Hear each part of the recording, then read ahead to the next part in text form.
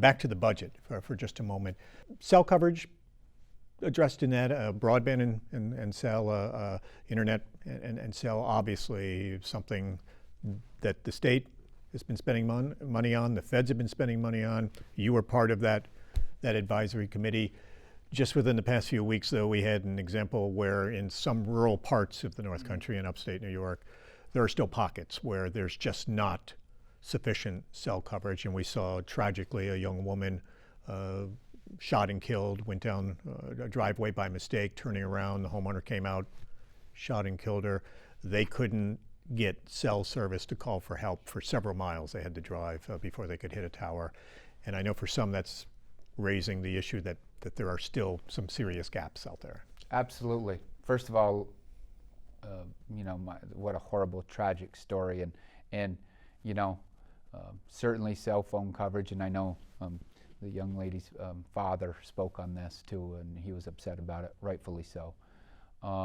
But just a heinous act by a heinous individual in the first place. Let's not forget about that. But getting into the cell phone coverage, we still have $1.4 billion sitting in from last year's budget to address internet connectivity.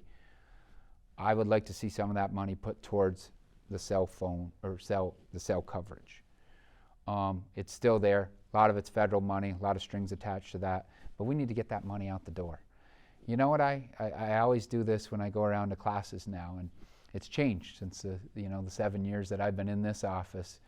I always ask the students and who's in the room, do you have internet, good internet service at your homes? And six, 7 years ago, less than half.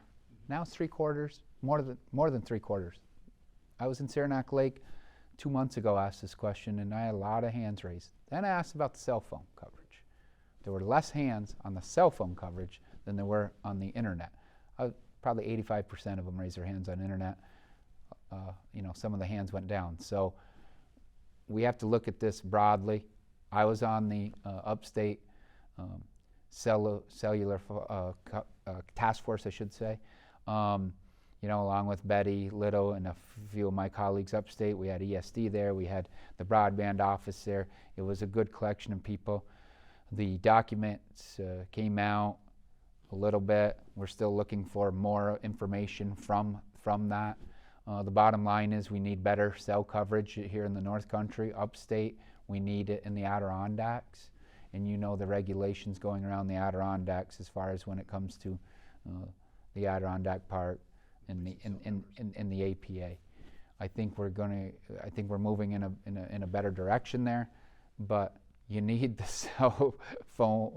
cell tower height to be at a height where it can cover a distance and over the trees.